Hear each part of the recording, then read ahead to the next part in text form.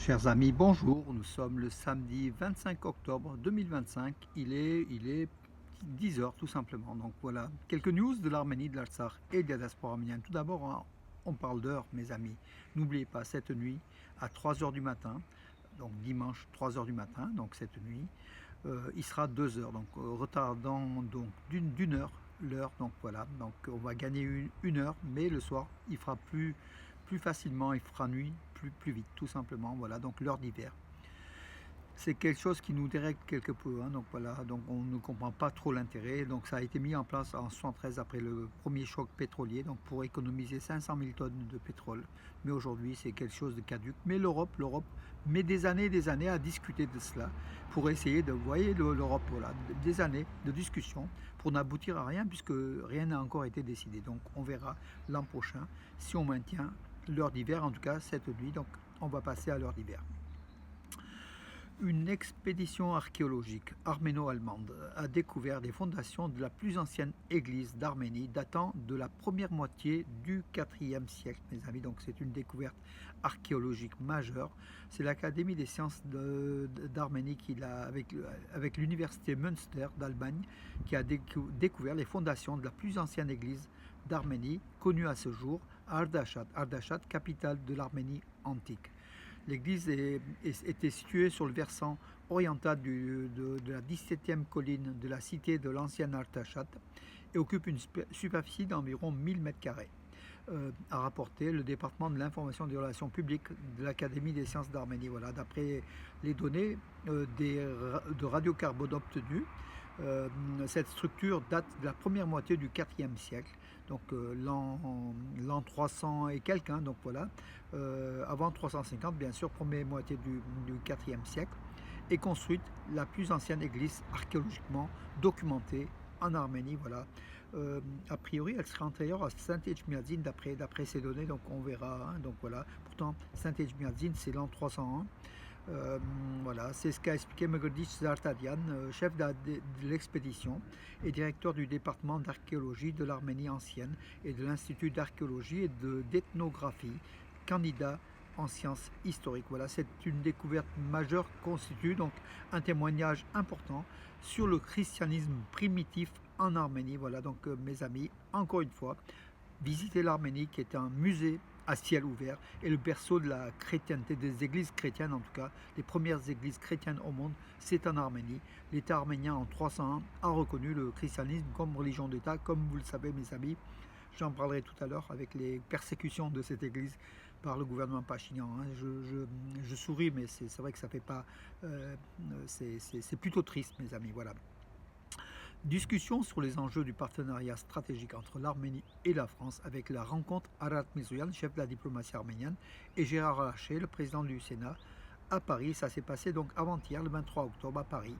Voilà, selon le ministère arménien des Affaires étrangères, était présent à cette réunion Cédric Perret, président de la commission des relations extérieures, de la défense et des forces armées du Sénat, Gilbert-Luc Devinas, président du groupe d'amitié France-Arménie au Sénat, et Alain Cadec, vice-président de la commission des affaires européennes du Sénat.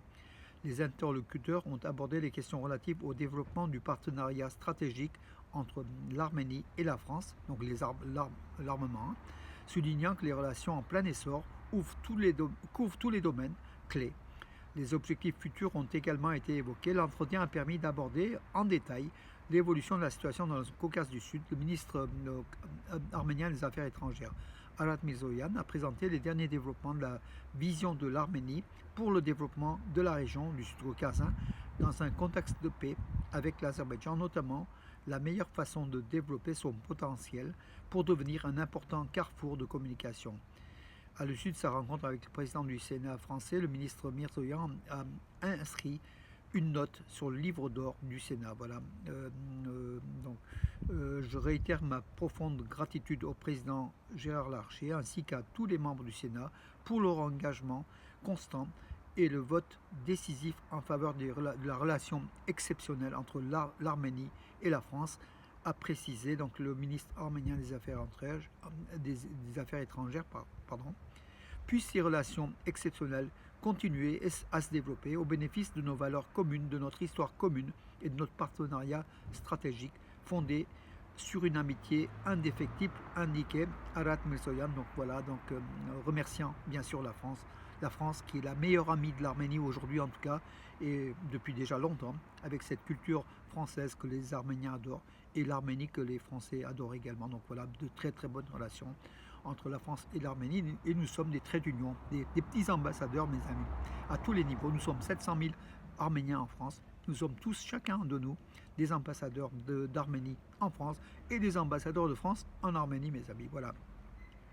Soulen Papikian, le ministre arménien de la Défense, a affirmé que le problème a été surmonté et la diversification a été réalisée, et l'Arménie achète exclusivement des armes de nouvelle génération. Voilà donc pour dire qu'en 1922, nous avons décidé de diversifier nos relations dans le secteur de la défense, après la défaite militaire de l'Artsakh.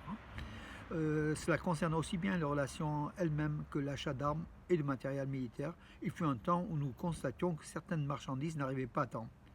Des marchandises russes surtout, des armements russes, faute de fournisseurs étrangers. Nous avons surmonté cette étape avec honneur et aujourd'hui, la République d'Arménie ne connaît plus ce problème. Le ministre arménien de la Défense, Soulen Babikan, a déclaré à la télévision publique d'Arménie que le problème a été surmonté et la diversification des armements de l'Arménie a été réalisée.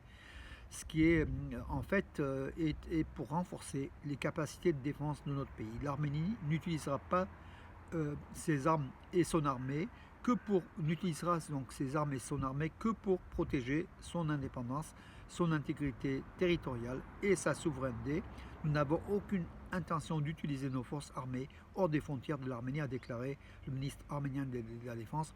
Une note bien sûr adressée à Bakou pour dire qu'on n'est pas agresseur, n'ayez crainte, on s'arme, mais c'est pas pour vous. Voilà. Selon donc oui, Soulen Papikan, l'Arménie achète exclusivement des armes de la nouvelle génération. Heureusement, parce qu'on a vu les armes soviétiques, ce qu'elles ont donné au Karabakh face à une armée azerbaïdjanaise qui s'était modernisée grâce à des pétrodollars bien évidemment, et puis à l'Occident, à l'OTAN, à la Turquie. Le complexe La Cascade à Yerevan. Le Cascade, c'est un lieu touristique très très prisé à Yerevan, se transformera en un centre culturel moderne après sa reconstruction. Voilà, il y a une grande reconstruction de cette partie, donc un achèvement des travaux et puis une modernisation de la cascade avec une salle de concert, un musée, une salle de concert de 1000 places. Voilà, donc beaucoup d'éléments pour justement la distraction des Erevanais et des Erevanaises, et puis des nombreux touristes qui se rendent aussi à cette cascade qui est quelque chose de magnifique. Cascade, c'est le terme français qui a été utilisé par l'Arménie. Voilà. Après sa modernisation, dans 2-3 ans, je pense, ça va durer les travaux, je pense en 2027, on verra vraiment cette beauté encore une moderne à Yerevan, la cascade, avec justement ces salles spacieuses qui donnent une perspective, un plan d'une vision d'Yerevan depuis des hauteurs de cette cascade. L'Assemblée nationale d'Arménie a adopté pleinement le projet de la fermeture de la chaîne de télévision Shoragat de Saint-Etchmiadzin. Donc, parmi les 3 chaînes publiques d'Arménie, il y avait cette chaîne de télévision Shoragat qui diffusait bien sûr des vidéos, des images, des informations de Saint-Etchmiadzin. Donc, du fait des relations mauvaises entre Pachinian et Saint-Etchmiadzin et à travers le Catholicos Karekin II, donc cette chaîne Shoragat de Saint-Etchmiadzin a été retirée des chaînes publiques d'Arménie, donc dont les financements. Voilà, dommage, parce que moi personnellement, quand la télévision publique d'Arménie ne diffusait pas des images de Saint-Etchmiadzin avec des messes en direct, notamment à Pâques ou au Nouvel An ou enfin à d'autres occasions, on suivait à travers Shoragat, le site internet de cette télévision de Saint-Etchmiadzin. Dommage, voilà, c'est pour le premier État chrétien au monde, 301, on a l'impression que le gouvernement Pachinian veut délier la République d'Arménie de ce christianisme de l'État arménien chrétien de 301, donc de Saint-Etchmiadzin, à travers le Catholicos, le combat qu'il fait contre le Catholicos Karekin II d'Etchmiadzin, qui n'est pas un homme saint, il faut quand même le dire, qui n'est pas un homme saint, qui a aussi des défauts de l'humain, que tout le monde a, tout simplement. Là, il fait une bataille politique pour essayer de faire le vide autour de lui, Pachinian, avant les élections de juin 2026, les élections législatives. Voilà. Et Echmiadzin soutient bien sûr les candidats de l'opposition, proches de Sarkissian, de Kocharian et de Moscou. Voilà, mes amis, pour cela, l'Église comment dirais-je, est atteinte à travers Karekindo d'Echmiadzin, contre lequel Nicole Pachinian combat donc une opposition politique, mais derrière c'est l'Église apostolique arménienne qui est touchée de plein fouet, et une réduction de cette Église réduit la nation arménienne, parce que l'Église et l'État arménien ne font qu'un, hein, voilà, donc aussi pour cela c'est important que cette guerre contre l'Église s'arrête, mes amis.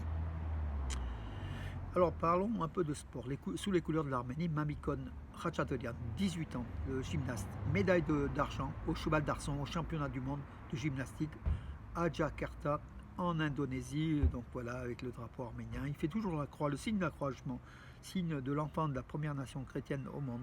Mamikon Khachaturian, à chaque victoire, même pour monter sur le podium, il fait le signe de croix. C'est assez plaisant de le voir, mes amis. Ça montre la foi arménienne qui est profonde, et même auprès des plus jeunes, 18 ans. C'est un futur, comment dirais-je, candidat au JO, donc une chance de médaille olympique pour l'Arménie.